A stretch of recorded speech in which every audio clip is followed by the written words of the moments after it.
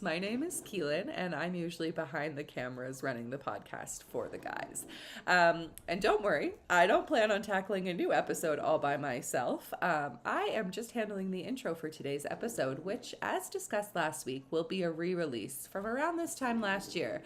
We're re-releasing episode number 225, which tackles Adam and Eve, Christmas traditions and whether or not we should participate in them, and as well as how to cope with people leaving church and walking away. We hope you enjoyed this episode, and don't worry, we will be back to our regular scheduled programming with all three of our team next week for our first episode of the new year. We hope you are all having a great holiday season and staying nice and warm out there. Again, please enjoy this re-release, and we'll see you all next week.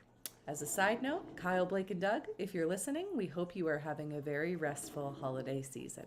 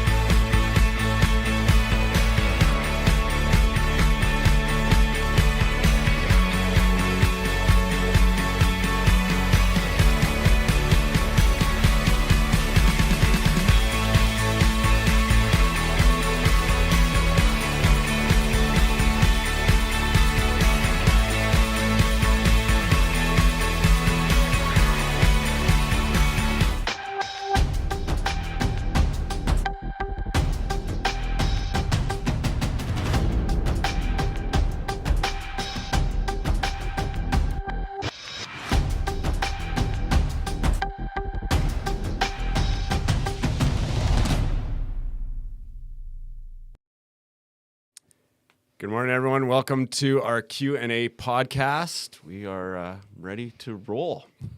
I think that first question everybody has on their mind is, have you read the book of Jonah in the last week? This week, I spent some time reading this book. It is incredible. Did you guys know that someone got swallowed by a big fish? This is crazy. Oh, that's awesome. You know, I had someone last week, so we did our men's buy your own breakfast on Thursday morning. Yeah. And on Thursday morning, one of the guys came in, and he was like, that was so funny. He's like, when Blake first said that, I was like, man, the bar is really low for pastors at this church. That's correct, yes. You need to read most of the books, but Jonah wasn't a requirement. New Testament I got it. only. Oh, that's so awesome. So, Yes, I have taken much of a beating this week for that one, so I'm quite all right. But here's it was good. Here's the funny thing, because we talked about it on the live stream. Lorelei and I even talked about it. Yes. It's just funny that you were trying to help a benevolent request and manning the cameras. Yeah. And so we just throw you under the bus. That was a recipe for disaster. But right I'm just talking about, like, this is the dynamics, the difference in dynamics between the team that we have. Yes. Because if it was either Kyle or I who had done that, you would be gracious and kind. This is true. But it wasn't you, and so that really is too bad. I just love the reaction. I actually went back and watched it. Well, I had to show my wife, Erin. But when I say, actually, I haven't read the book of Jonah, and you're just like, really? And instantly I was like, what did I just say? I was like, something's not right here. Oh, man. Wait. Well, you just said it so matter of factly. Like, well, I just haven't read that book, and it was like, what are you talking about? So, but we do have Kyle here. Yeah. On Blake and I've been bantering back and forth, but Kyle is here. Say hi, Kyle. Hey, everyone. So he's manning the cameras this week, and so we're alternating on our Q&A podcast this way so that we can all be here while we've got this bit of plexiglass there in between Blake and I for safety reasons, so I don't throw anything at him when he confesses. Yeah, we should have had that piece pastoral of plexi shortcomings. long before COVID. To be honest, and this is a really cool thing, there's another benevolent thing going on in our church right at the moment, but I handed it off to Laura today, so hopefully I don't have to try and do multitasking. 'cause Just that put your just phone doesn't on work. silent mode. How about that? There's a simple solution. This is true. And then listen. That's right. Pay attention. So, All right. Are we ready then? I think sure, so. why not? All right. Let's jump in. The first question here is, were there human beings before Adam and Eve were created? When Cain was driven away by God into banishment because he murdered Abel, it says in Genesis that he took a wife and had children and then succeeding generations. Thank you.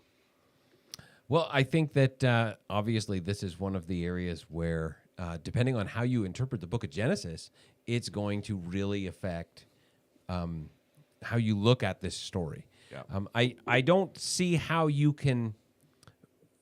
I don't see how you can say that there couldn't have at least been other human beings created, whether or not they were before or whether, whatever the story there.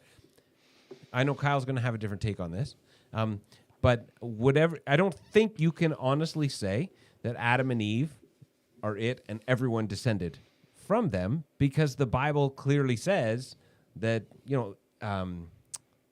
when Cain is driven away, he's concerned that other people are going to murder him.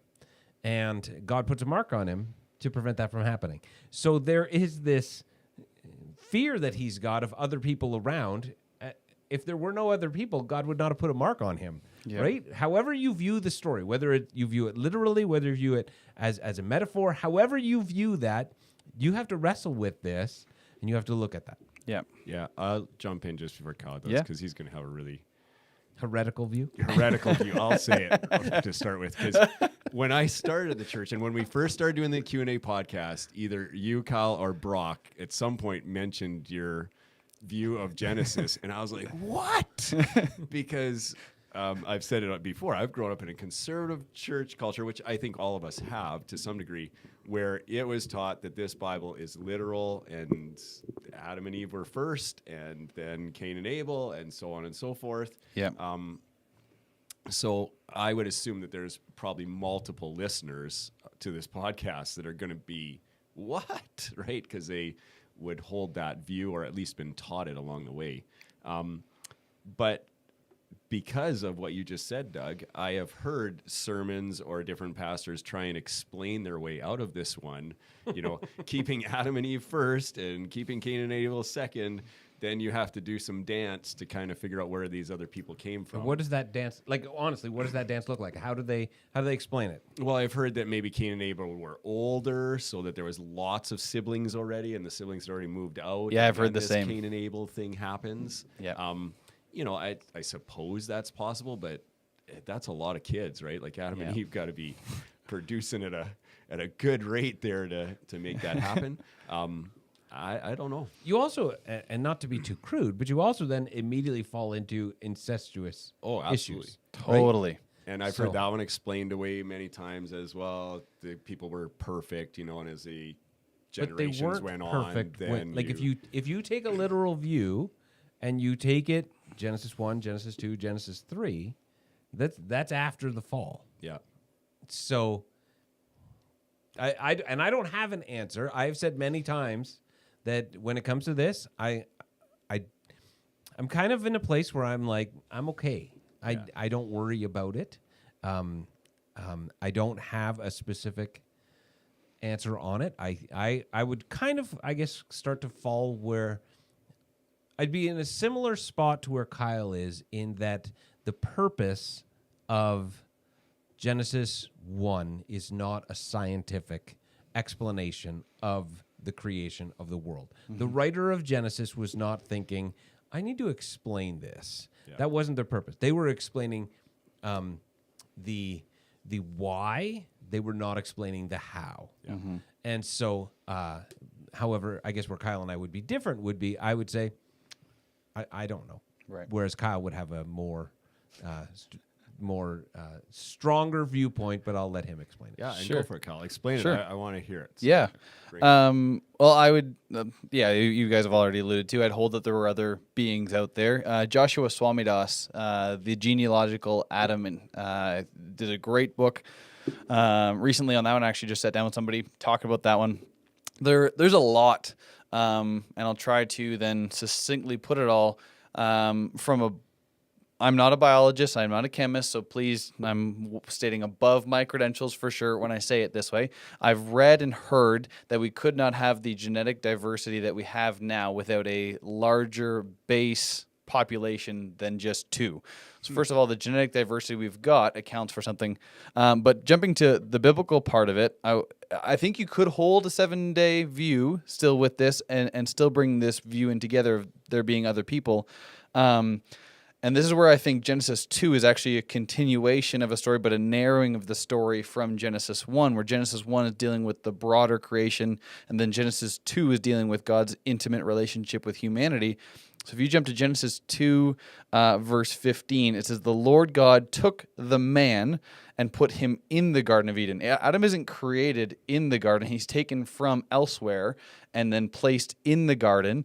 And so where's he taking him from? Is he one of many? All those pieces are opened up. And the language behind Adam's name, if you get into the Hebrew, helps us understand that. So Adam, or Adam, is both the name for, it would be more of an equivalent to like earthling for us, because Adam was created from the Adamah. The earthling was created from the earth would be kind of the English equivalent. So you've got this one man being taken and placed in the garden. And then, when they leave the garden, there's other people out there.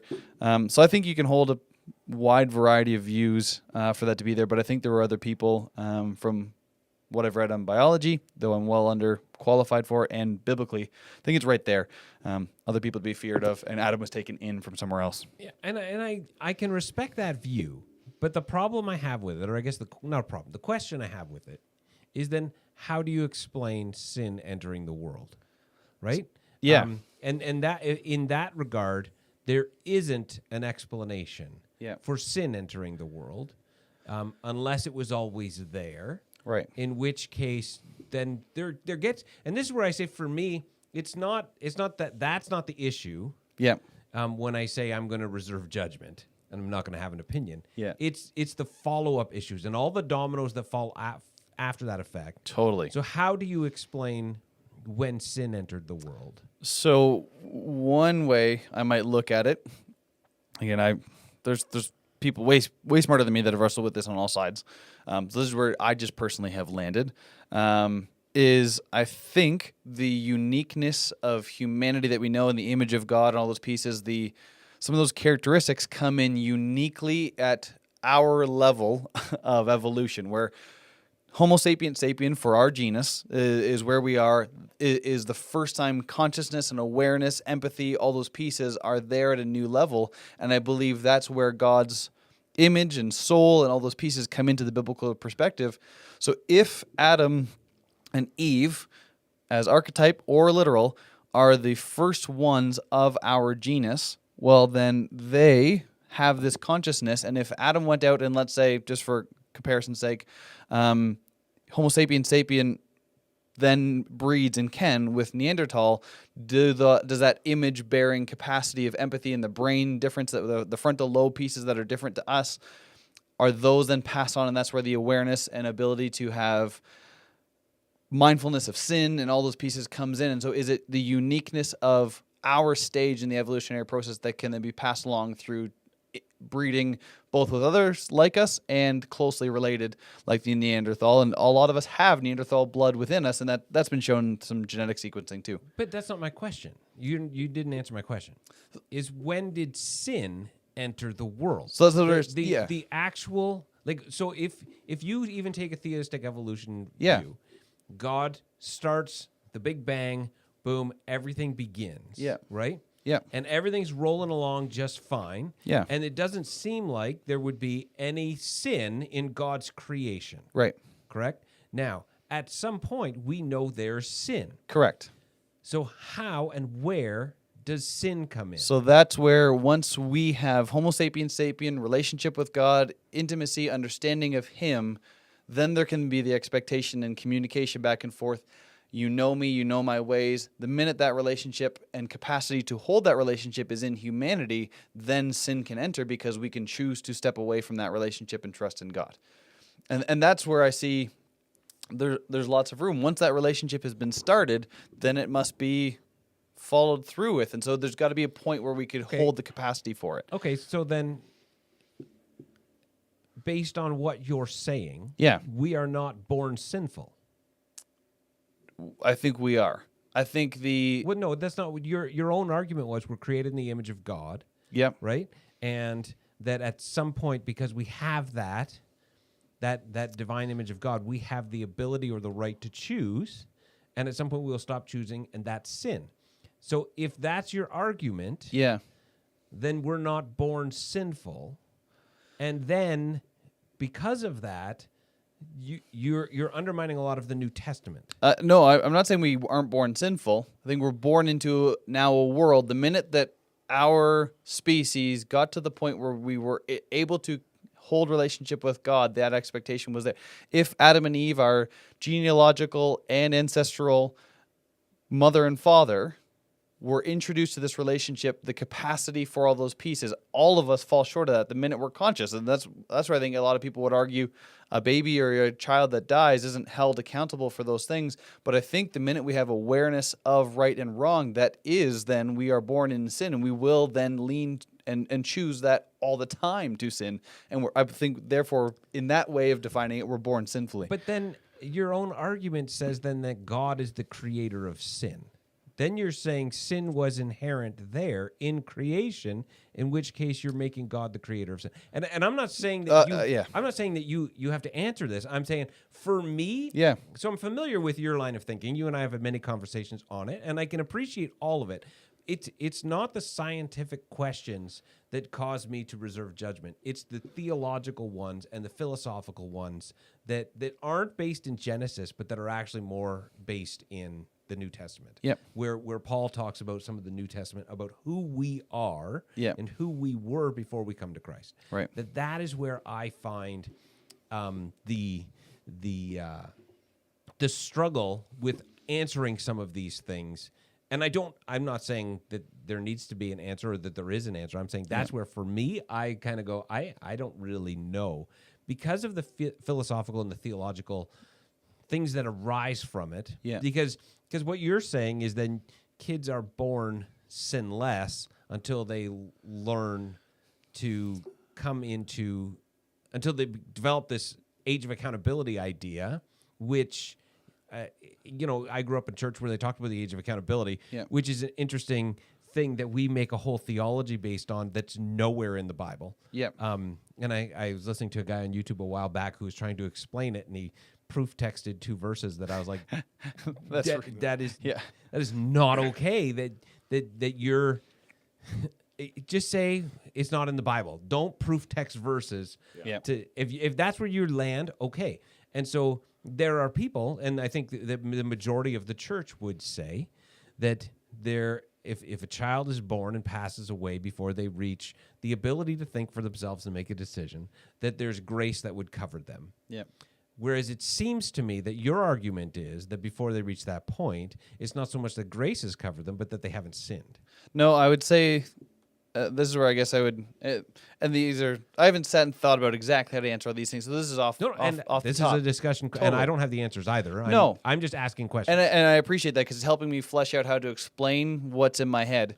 But I think it would more lean at, we are born flesh and therefore we are sinful, but those sins we won't be held accounted for, or we don't even have the capacity to then be even aware of sinfulness. I've got an 18-month-old at home right now. I know she's already stepping into, I know how to do wrong, right? Like I'm fully aware of that. But and then yes, again, it's hard to talk about where the lines are biblically for the age of accountability and all that. I think we are born sinful for sure, but I think it's almost hard, if not impossible, to back up to how that relationship started and where it was there. I think the minute we've got capacity for righteousness, we've got capacity and therefore defaulted to sinfulness. And we have initiated that in and of ourselves, both systemically and individually. And I don't know how to explain it other than that. Those are some pretty vague words, I know, but I think those are good words, but I guess like and this is where for me, the question comes. If you go to Genesis and you read this Genesis 2, the fall of man, there is a third character there. There's not just Adam and Eve. Yeah. There's a third character, the snake. Yeah. And the snake represents something. Yeah. And I don't believe it represents something inside Adam and Eve. No. It represents something outside Adam and Eve. Yep. Because creation was good, right? Until sin entered the world. However you believe creation happened, Yep. whether you believe in a literal 6 days, 10,000 years ago, whether you believe in theistic evolution, like Kyle does, I'm good. Like, I don't believe that this is a salvation issue. Nope. But again, my question is, when God created, poof, and it begins, right? Yep. It's all good. And Genesis 1 tells us it's all good. So when humans come into the world, at some point, it was all good still. And at some point, some outside agency led Adam and Eve, according to Genesis 2, into sin. If the Old Testament is in Genesis 1 is metaphor, like you're saying, and Adam and Eve come along, then, and I guess maybe you could argue that Satan came along and started leading people astray. Yeah. But then the interesting thing would be that you could then potentially have some people who are still perfect and some people who are not. Right. But in that case, how do you reconcile those two? Yeah. And maybe Adam and Eve were the first sinners, and that's why Cain's worried that he's going to be murdered by somebody, because they'll know he's a murderer. They'll know he sinned. And so I don't know. I'm just these are some deep theological, philosophical issues, and this is where my brain goes when we start talking about these things. Because this is just Doug personally, I'm less interested in the science end of it than I am in the theological end of it and the philosophical end of it. Yeah. And so I like we've talked about, we've referenced Neil deGrasse Tyson's Astrophysics for People in a Hurry, which takes the whole, first several billion years of life in the universe based on modern theory and condenses it down to 200 pages, which is really wonderful. But for me, it always goes to the philosophical and the theological ends. I find those much more interesting than the scientific ones. Yeah, and I don't think they're counter to one another. I think they're complementary to one another. And so, in a lot of ways at least, they can help reinforce one another. I don't think, I won't get into the whole can of worms of how much of even the Genesis account and introduction of sin, how much of that is literal, all those pieces. I think there was definitely something that took place, but... Yes, but you would say it's not literal. Yeah. And so, and I'm not debating whether or not it's literal. Yeah. Please hear me there. But I guess my question is, like, and this is where is someone who holds to a theistic evolution. Yeah. Like, in my brain, I'm like, where and how does sin enter the world and corrupt all of humanity and all of creation? Yeah. There is. I don't know how they reconcile that, the New Testament idea of who we are, of creation. That for me personally, those things mean more to me than how it happened. Yep. It matters more to me that people would understand we have to embrace, as followers of Jesus, a worldview that says our world is broken and creation is broken. Totally. Not necessarily by our sin, but by sin. Yeah. Tornado last weekend went through the Midwest of the United States. Yep. Just absolute total destruction. Where do you get a worldview biblically that understands that thoughtfully and intelligently understands that? Because there are some Christian worldviews that would explain that I would go, that's not acceptable. Yeah. And so I think that the New Testament does give us an explanation for those things. Where, for me, the theistic evolution falls apart is when I look at the New Testament and I see those things and I trust and I know those things, then if you work backwards, I go, okay, so how does that apply there? And that's for me where and I'm not saying you have to have an answer. I'm not saying there is an answer. I don't know. I'm just saying this is for me where the disconnect comes. Yeah. Because at some point, what God created was all good, and now it is not. And there was another agent that played a part in that. Yes, humanity did. Definitely, for sure. But there was another agent there. Yeah. So, and there are no historical records. No. Well, and that's the whole. There is theology that makes a big deal out of the bloodlines, right? That Adam and Eve passed down this sinful thing, and that Christ is born, of the Holy Spirit or of God rather than of seed of man, because then that bloodline or that curse or sinfulness, whatever you want to call it, would have been passed on to him, but he was other, right?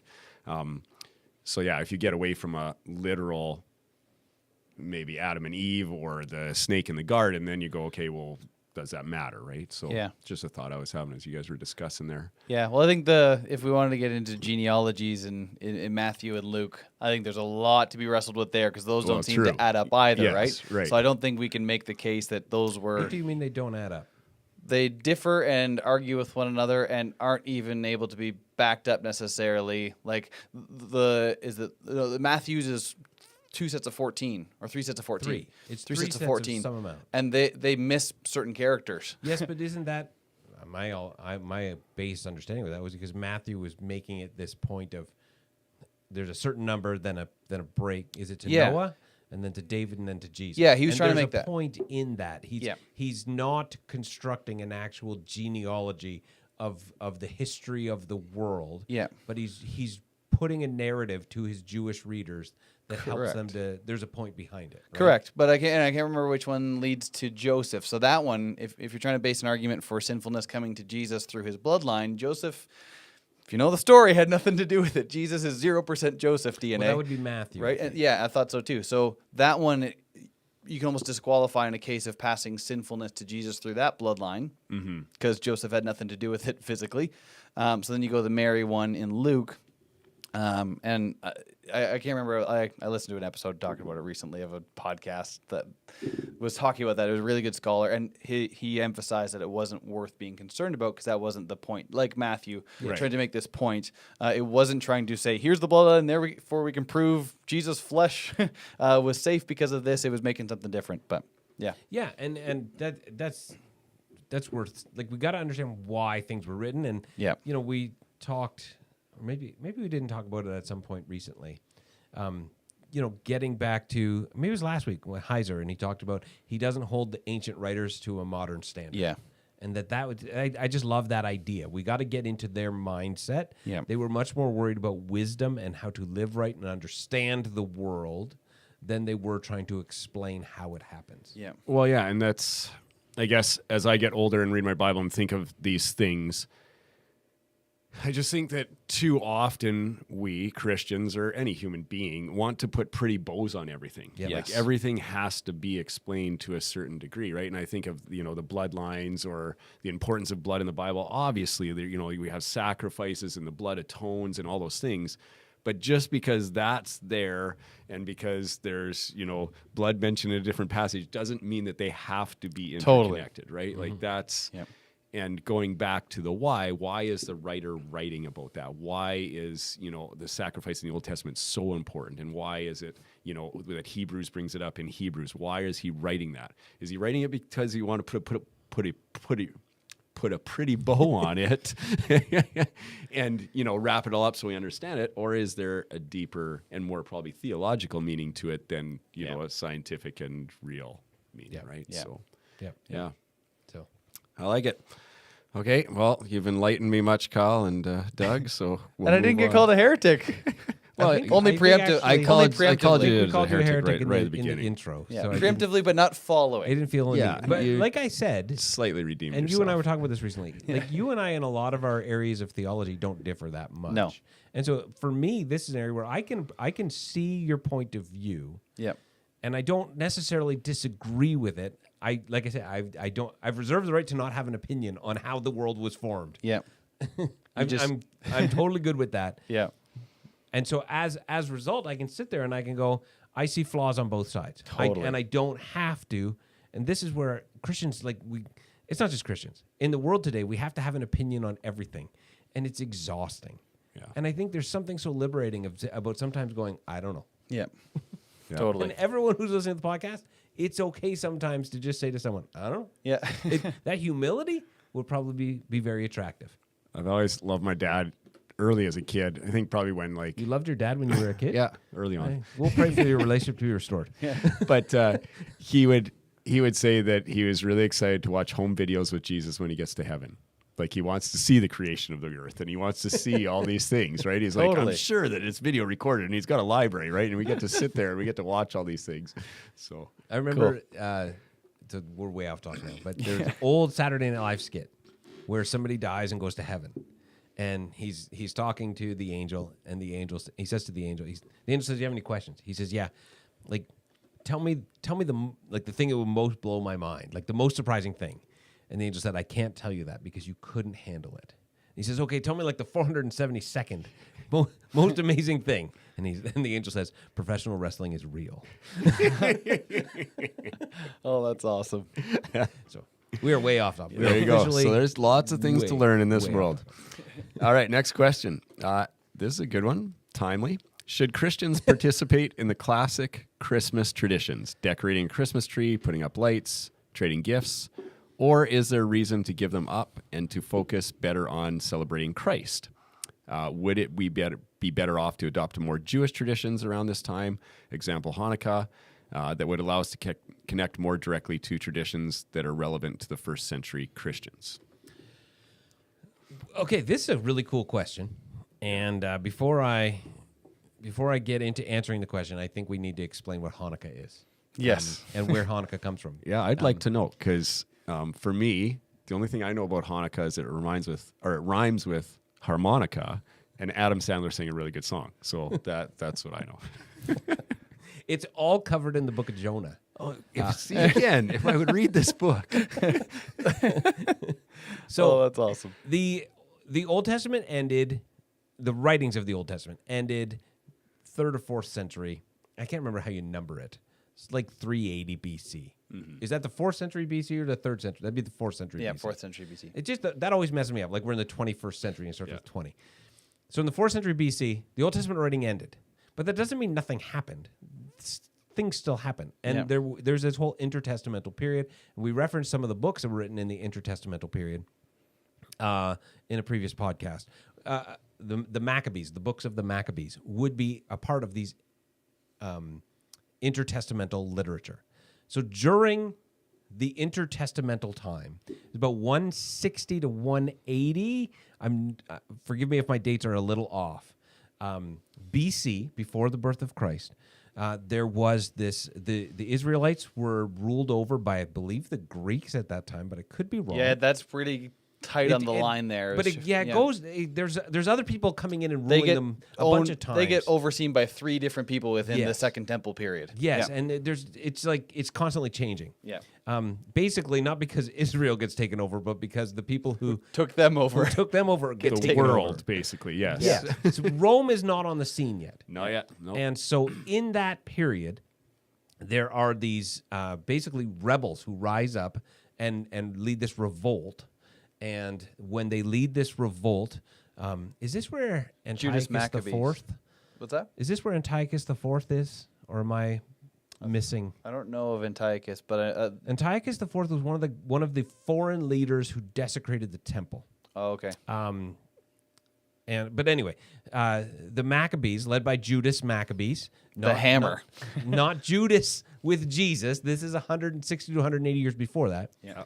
Lead this revolt, drive out their oppressors, and then they want to clean and reconsecrate the temple. Now, there's no windows in the temple, so it's dark in the temple. And in the temple, they only have enough oil for 1 day.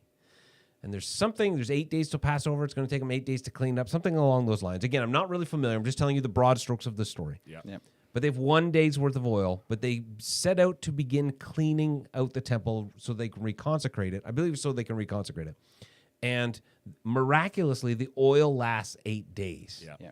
And that is where the candle, the menorah, the candle holder that you see Jewish with 8 candles on it, that's where that comes from.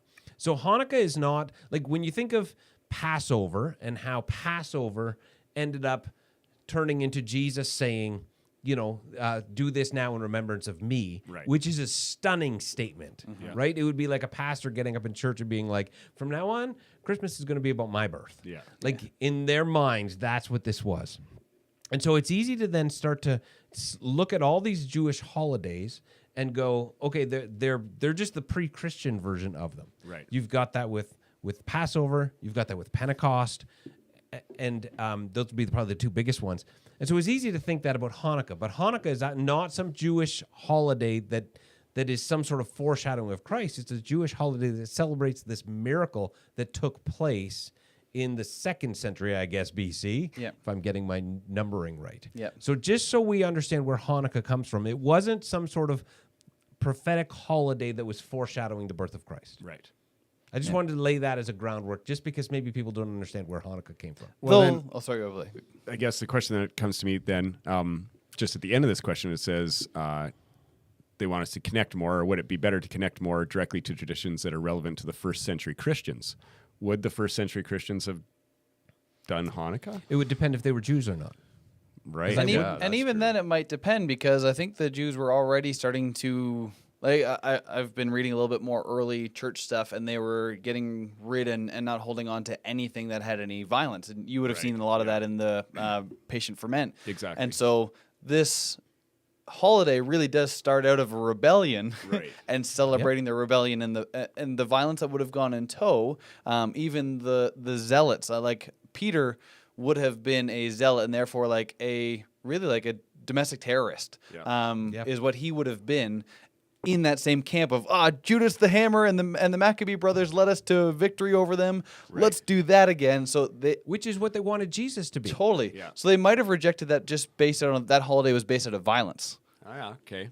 So it probably depend maybe, on but church in any group to case- church group or whichever, right? Very quickly, as the church spreads beyond Judaism, Yeah. you are not going to have Hanukkah. No. You're not going to have Christmas either. No. Christmas didn't come along until long, long later. Yeah. Yeah. As we adapted a pagan holiday. What, man, maybe that's another question for another. Maybe somebody should ask, where did Christmas come from? Totally. Because we did adapt and co-opt a pagan holiday. Yeah. Just like much of Christianity Yeah. began co-opting other things out of the culture around them. Yeah. And redefining it and re-explaining it. So that's where Christmas came from. So they didn't celebrate Christmas in the first century. Those early Christians, they were not like, hey, where's the tree? They're like, let's survive and remember Jesus is Lord. So basically that's it. good, because that answers the second part of the question then. There really isn't any first century Christmas traditions or Christ's birth traditions that we should be worried about, because there just weren't any yet, right? I don't think it's easy to imagine how much the church has changed in 2,000 years. Well, yeah. Right? 2,000 years ago, they gathered together in houses and broke bread. Yeah. That was, and survived and dealt with persecution, right? That was what they were doing. So and I'm not saying it's bad or anything that we're doing necessarily is bad. And I'm not saying Christmas traditions are bad. I just think it's worth recognizing everything, right? We've had, foreshadowing the next question, we've had people who've gotten upset because we've changed the way we do Sunday morning church. Because people are like, Sunday morning, that's the way church needs to be done. And they don't understand. 2,000 years ago, when the church happened, they didn't gather on Sunday mornings to sing songs and listen to a guy preach for a half an hour. Yeah. Like, that wasn't the way they did church. But the problem with a 2,000-year-old religion is we assume everything that's been around for our life has been around the entire time. Yeah. And so it's not bad, not against it. And so maybe this gets into the answering of the question. Yeah. To give them up better on celebrating Christ, I would hope that even in some of the Christian traditions, the Christmas traditions, you are celebrating Christ. Mm-hmm. And Kyle and I were talking about this.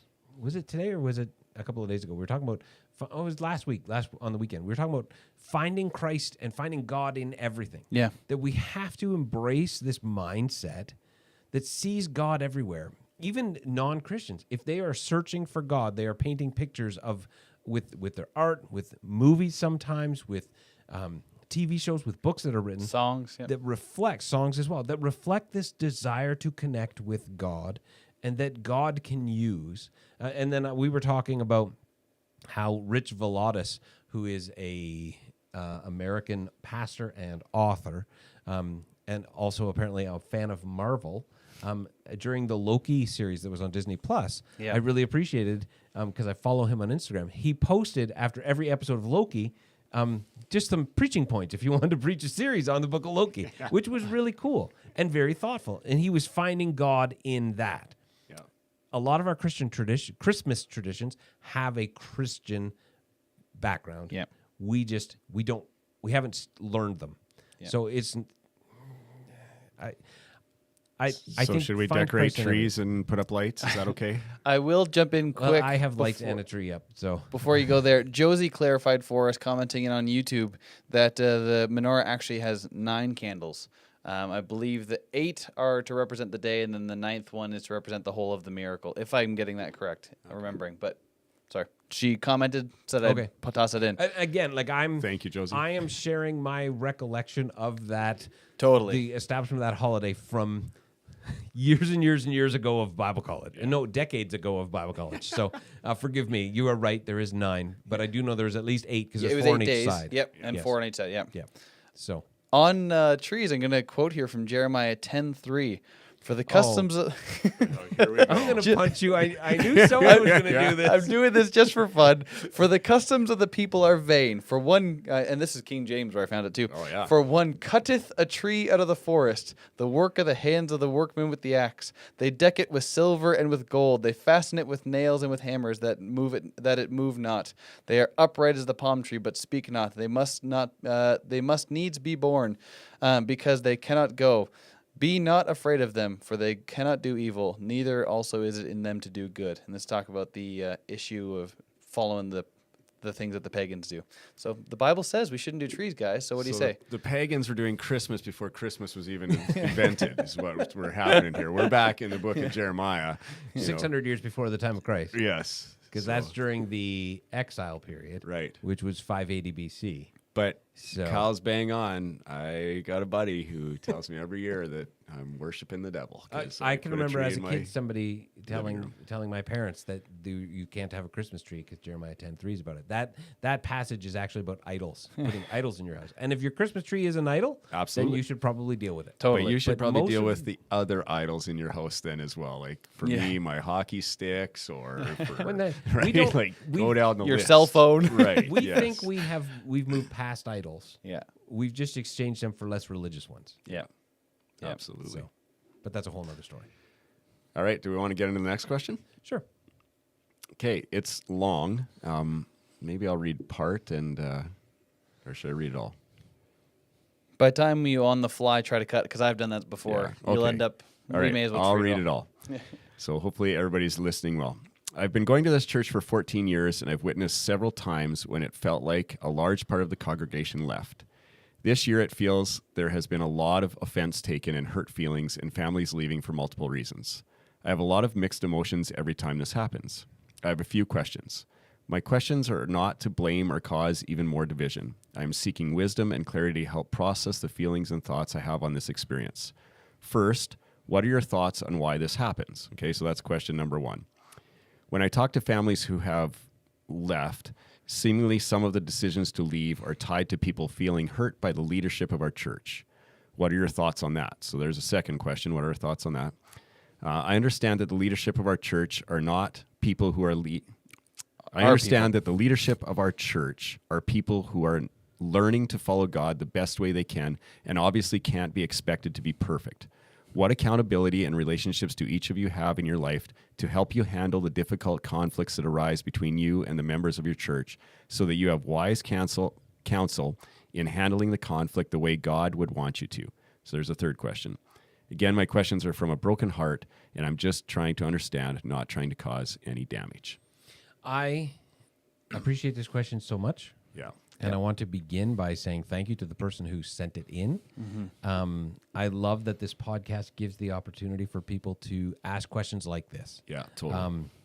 Because oftentimes in the church, we aren't comfortable asking these sorts of questions because we know we're supposed to love each other. But I don't feel like there's anything unloving in this question at all. No. And I feel like if we ever reach the point as leadership where we don't allow people to ask questions, we're way off base. And I would hope that if that happened in this church, everybody listening to this podcast would run, because that's not the way that a church should ever be operated. So we are all, let me just begin by saying this person referenced, we're all learning to follow God. Absolutely. That includes leadership, which is why you should be able to question leadership. We should have, as we talked about in a previous podcast, some maturity as leaders, but we are all still in process.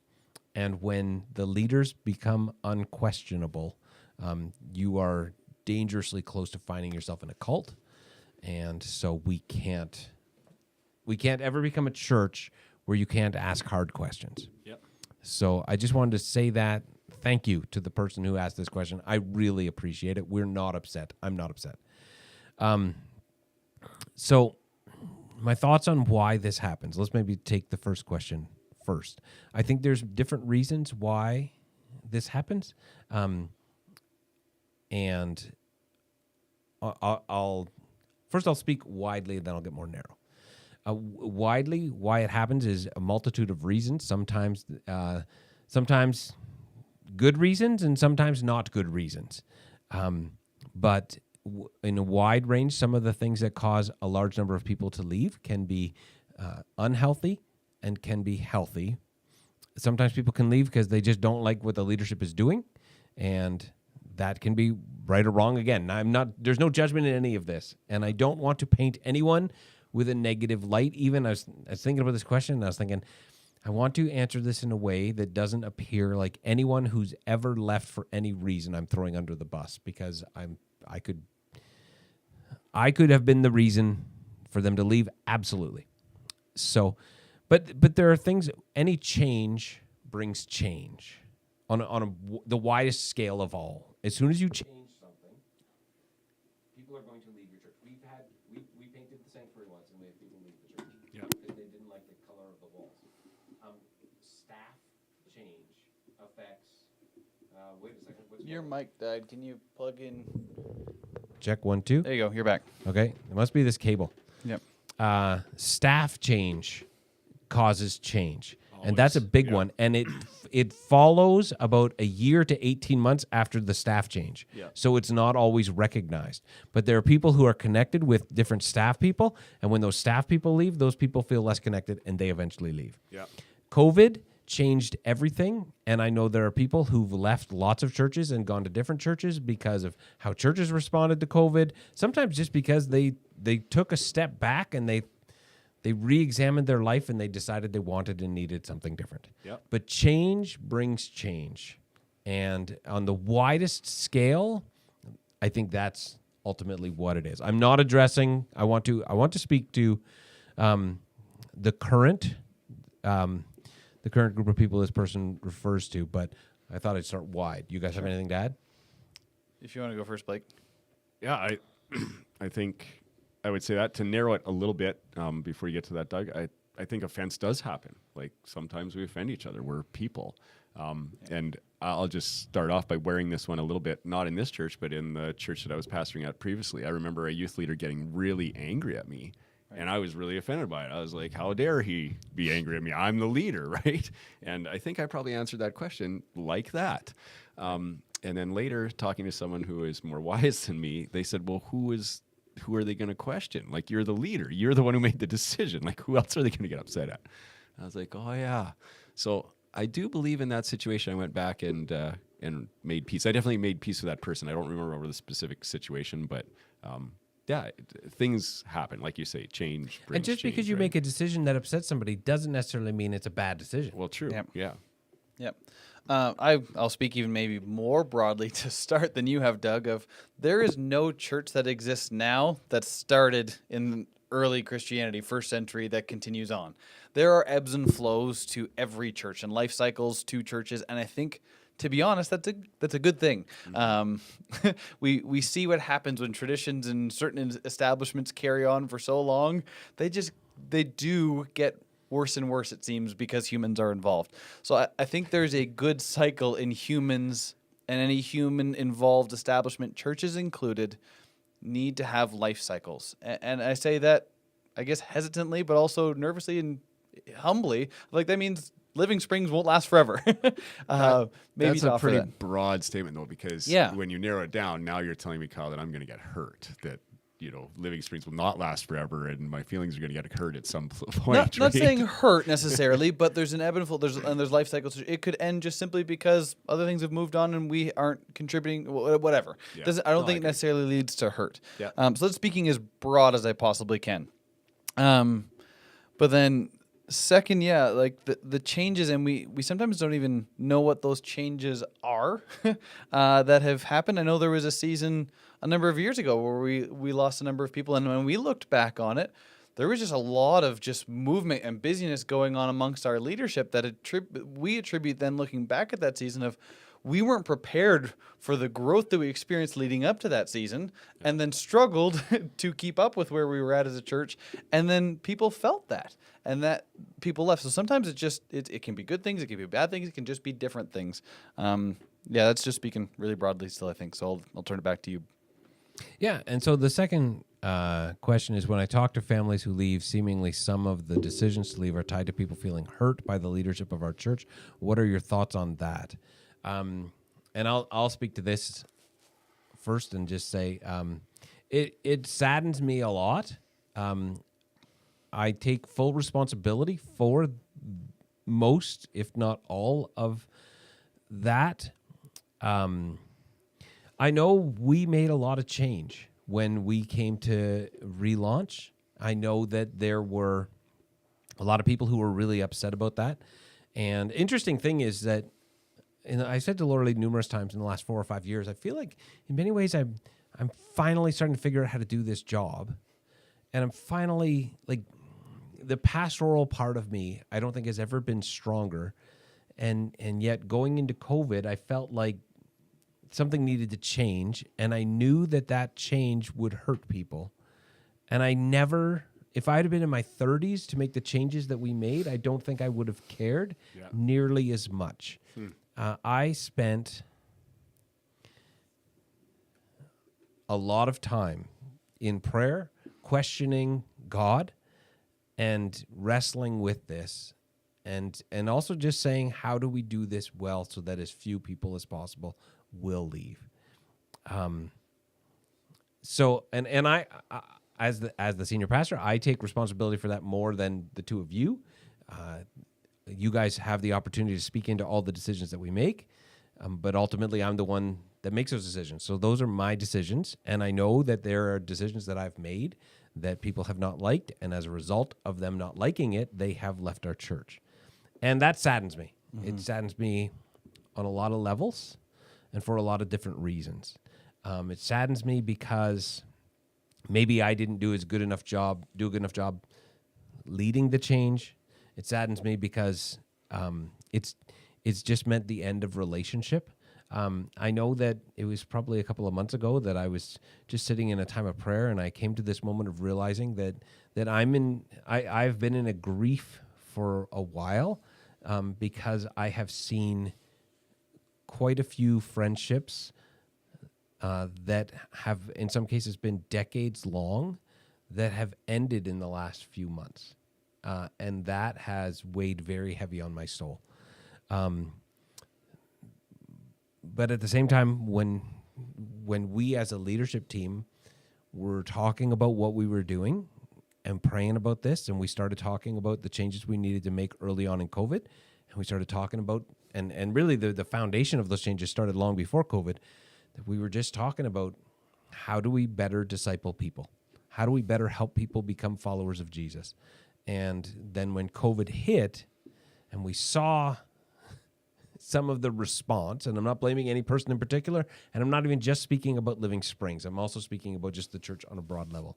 It became very clear that the way that we do church doesn't really disciple people super well. Yeah. So we have to try and do a better job.